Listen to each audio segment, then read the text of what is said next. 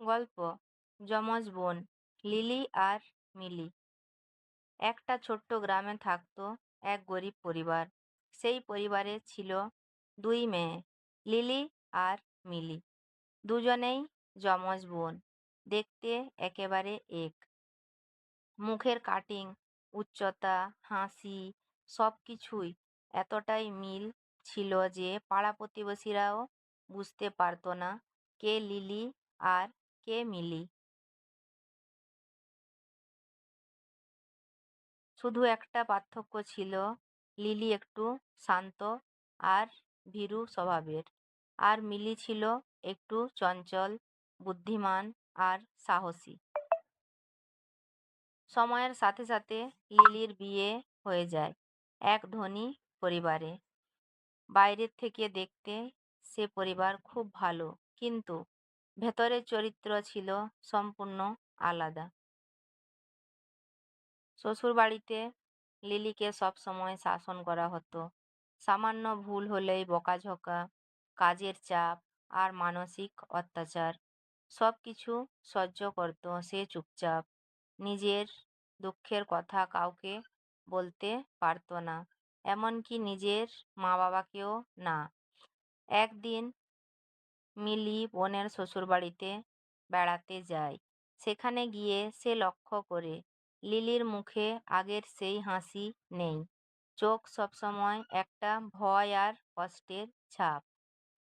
মিলি চুপচাপ সবকিছু লক্ষ্য করতে থাকে। কয়েকদিনের মধ্যেই সে বুঝে যায় তার বোনটা ভীষণ কষ্টে আছে। এক রাতে মিলি লিলিকে একান্তে ডেকে বলে, তুই এত কিছু সহ্য করছিস কেন?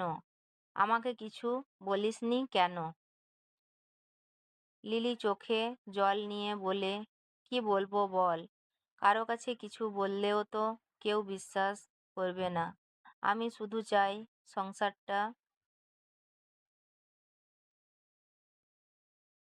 মিলি একটু ভেবে বলে, না দিদি, এইভাবে হবে না। তুই আমার সাথে মায়ের বাড়ি চলে যা,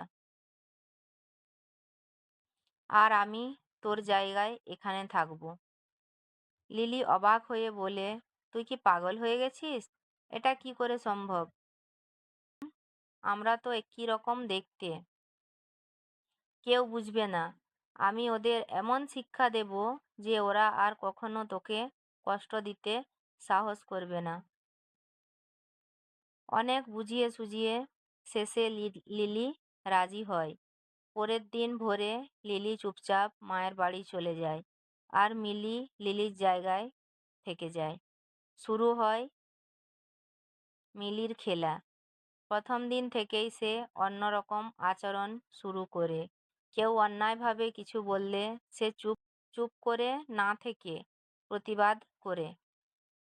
শাশুড়ি যখন অযথা বকাঝকা করে তখন মিলি শান্ত গলায় বলে, আমি সব কাজ করব, কিন্তু আমাকে সম্মান দিয়ে কথা বলতে হবে। সবাই প্রথমে অবাক হয়ে যায়। এই তো সেই শান্ত লিলি, হঠাৎ এমন বদলে গেল কিভাবে? ধীরে ধীরে মিলি তাদের সব অন্যায়ের জবাব দিতে থাকে, কখনো যুক্তি দিয়ে, কখনো সাহস দিয়ে। কয়েকদিনের মধ্যেই বাড়ির লোকজন বুঝতে পারে আর আগের মতো আচরণ করা যাবে না। তারা একটু একটু করে নিজেদের আচরণ বদলাতে শুরু করে।